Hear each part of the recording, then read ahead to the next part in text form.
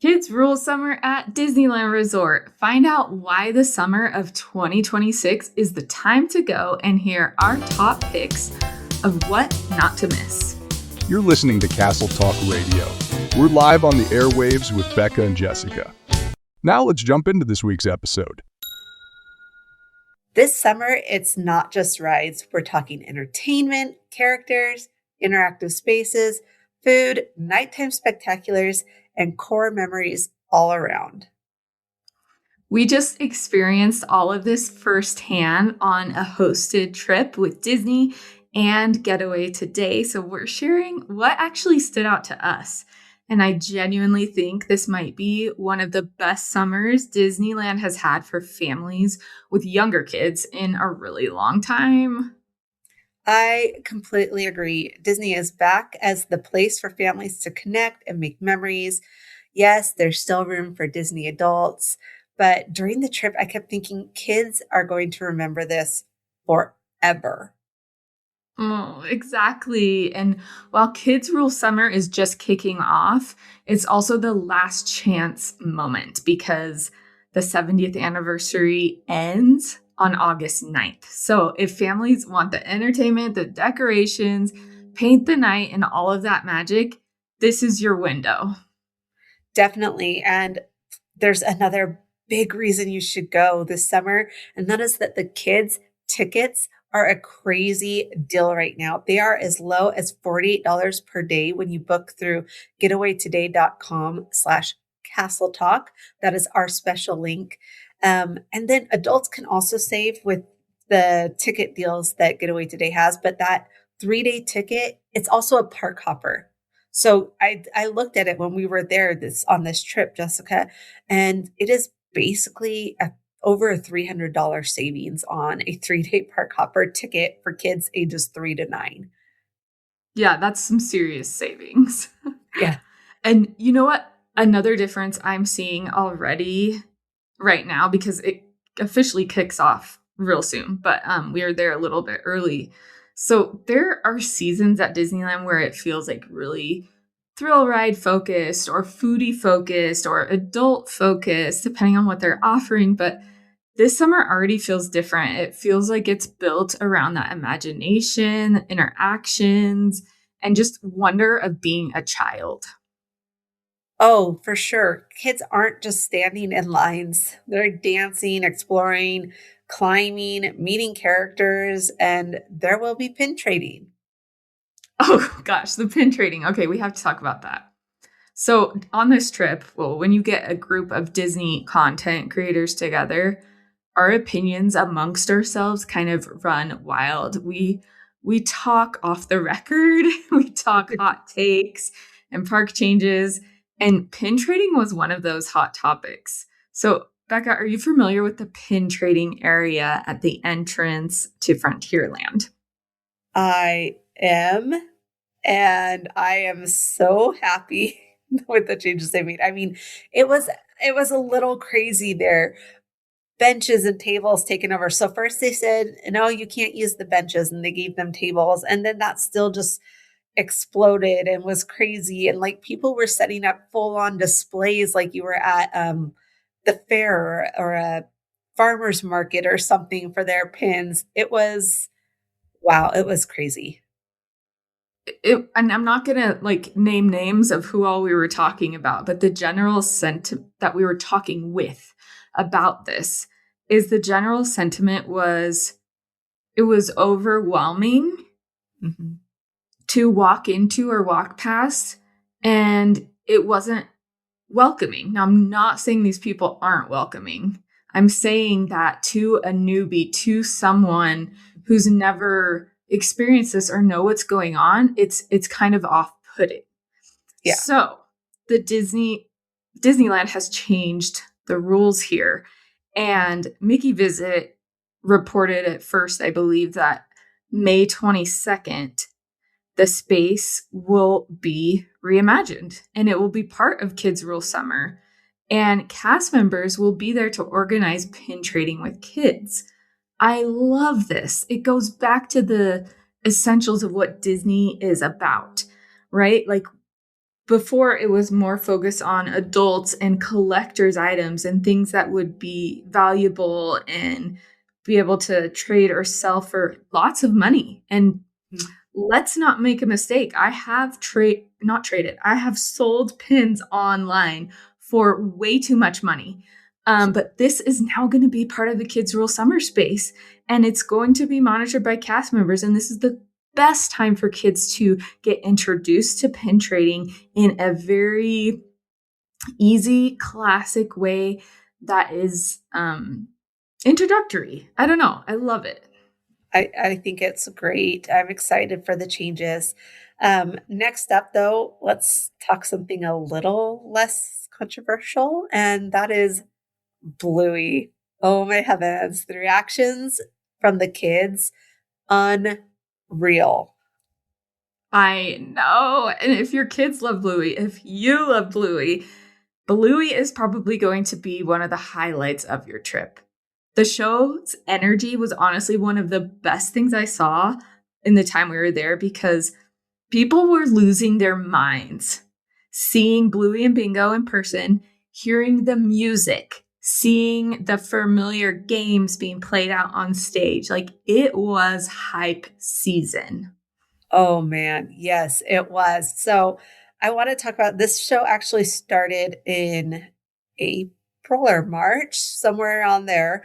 And it's in the Fantasyland theater that is near It's a Small World. So that's where you need to go for this. And it has multiple shows throughout the day.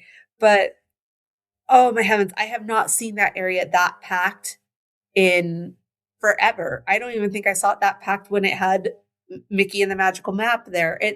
It was packed and it was but it was all good vibes. It wasn't like packed like where you're like, "Oh my gosh, this is horrible." It was so much fun. And this is one of those things where you can tell Disney understands what families want right now. There are numerous show times, like I said, and they're all listed on the app and also at the front of the theater. You'll park your strollers near It's a Small World. So I don't know if you remember, was it last year? Yeah, during the Pixar playtime thing, the strollers would all park right in front of the entrance, and it was kind of chaotic. So they fixed that this year. They've moved the parking over by It's a Small World, and then you'll head to that theater. And then there's floor seats for kids that really want to be down there and dancing. And then there's bleachers for everyone that's like, yeah, I'm good to sit up here and just chill and watch while enjoying my chocolate asparagus stick. Yeah, the kids are up there dancing and singing along. Well, it's not just the kids singing and dancing, but in their space. There's also Bluey themed snacks and treats right next door for mobile order. So we tried, at least I tried it. I don't know if you did, Becca, but there was like 20 people in our group. And a lot of us tried the watermelon ice block, which is like a sorbet type of popsicle that looks like watermelon and then it's in a drink. And I did not see one person that tried it that didn't devour the whole thing. Like, we were all like, this is so good. Oh my gosh, what is this? And it was also refreshing and not heavy. They also have the magic asparagus pretzel. So that is like green chocolate covered pretzel rod that looks like asparagus. They have mini hot dogs and baked potatoes. So you can make a meal out of it and eat at the tables like above the show viewing and still see. So really whatever works for you. Right. And I just want to point out the asparagus did turn everyone who ate it. It turned their teeth green. So just be prepared for that. And it can be quite messy for little hands that are holding it. Because like we said, it is chocolate. So it does melt. And there's a bathroom nearby too. Yes, there is. And the little hot dog you're talking about, it's like maybe a half the size of a regular hot dog, but it's in what's called a $5 kids meal. So it comes with an applesauce, the hot dog, and a clementine or mandarin orange. And it was perfect. Like, that's what I ate. Everyone else is eating all the sweets. I'm like, oh, this is like the perfect little snack / meal. Yeah. It's a It, great value, and it is also an all beef hot dog, which are the only yeah. kind of hot dogs I will eat. So So that's great. yeah, it really feels current and relevant. It feels current and relevant to have Bluey there in the parks. And I know my kids are obsessed with Bluey. Even at 11 years old, my twins love it. And my husband and I like the show too. So I'm glad Disney hopped on this. And it seems like sometimes they're really slow to feature popular characters, but this time they really hopped on it. I won't say it was super fast because I mean, there's like 3 seasons of Bluey out already, but it's still at the peak of Bluey mania. Right. Yes. So let's talk about more characters in the park really quick. If you want to meet and greet with characters, you're gonna find you're gonna find Mickey Mouse and his friends on Main Street in their 70th attire.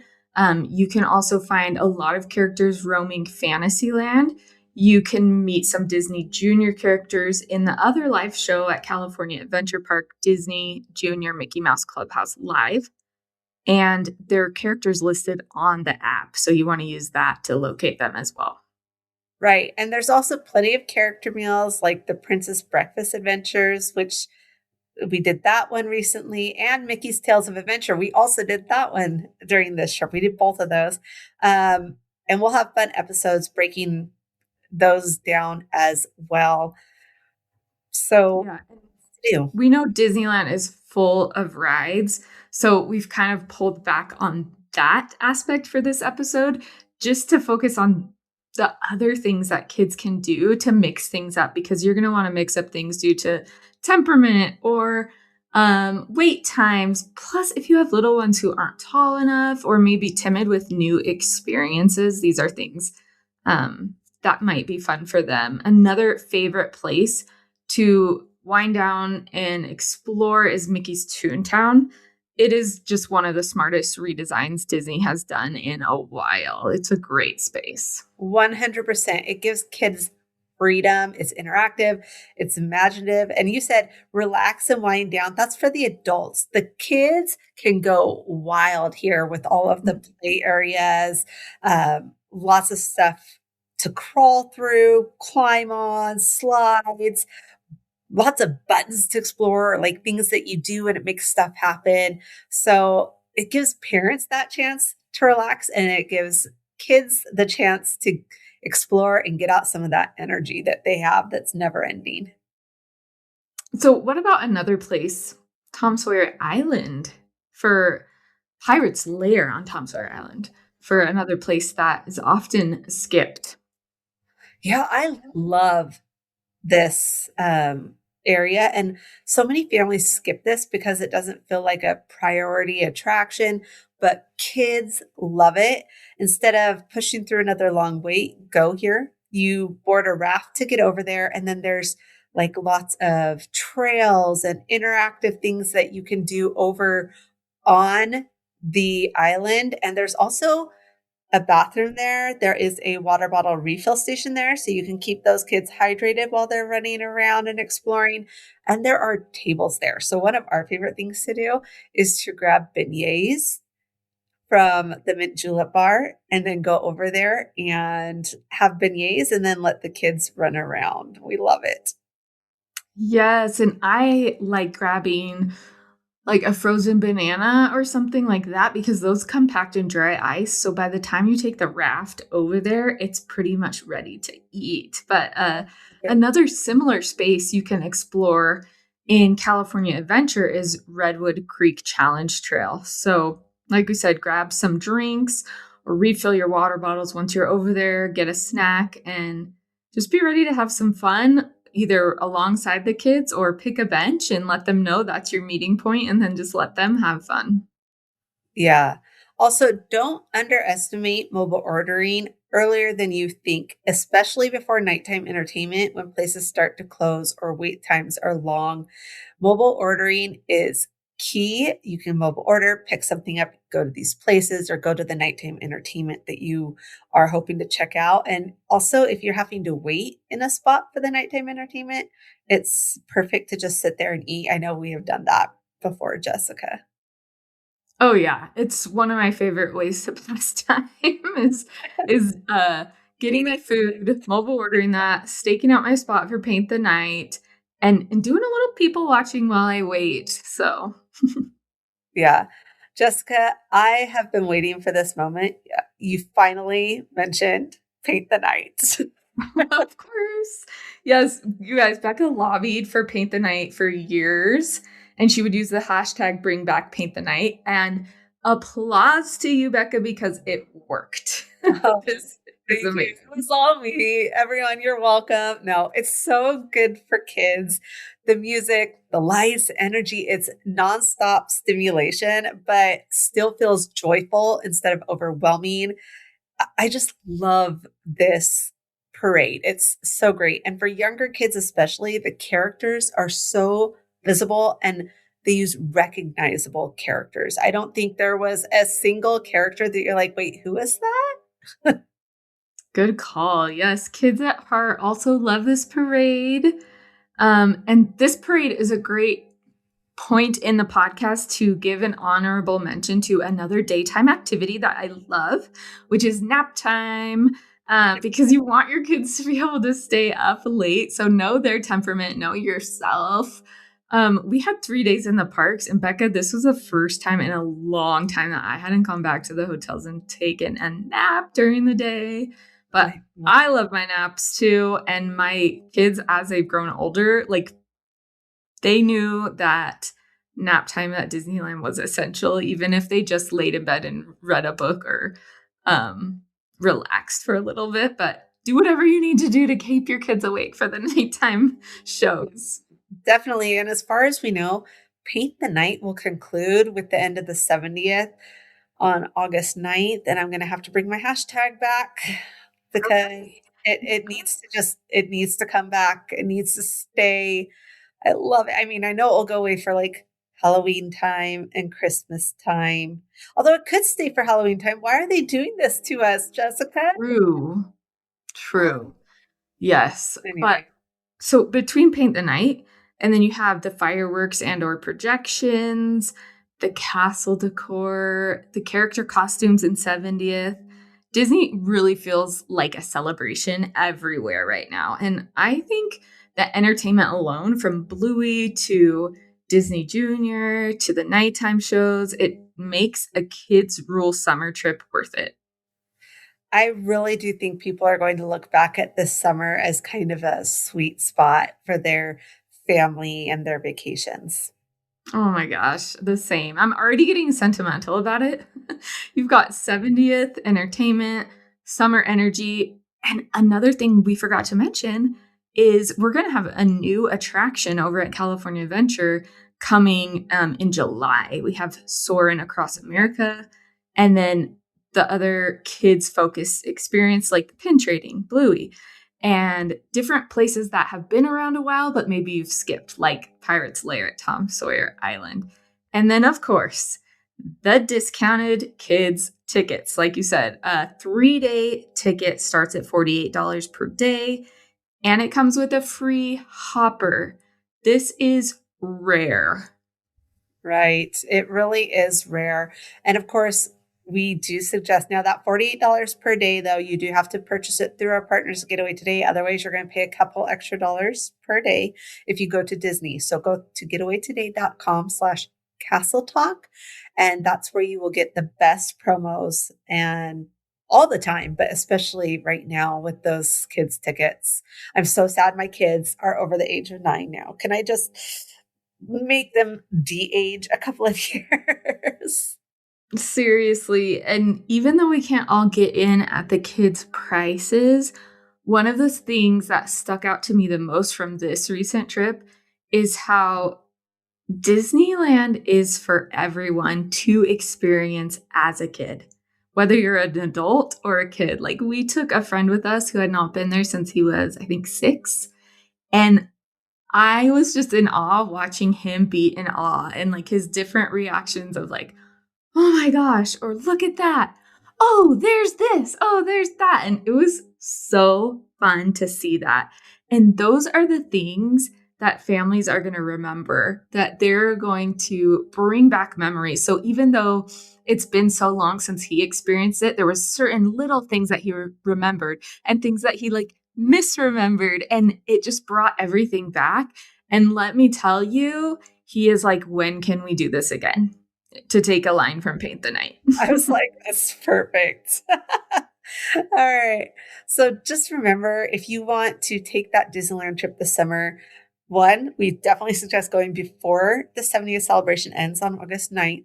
And two, visit getawaytoday.com/castletalk for all of the discounts. And we'll see you real soon at Disneyland.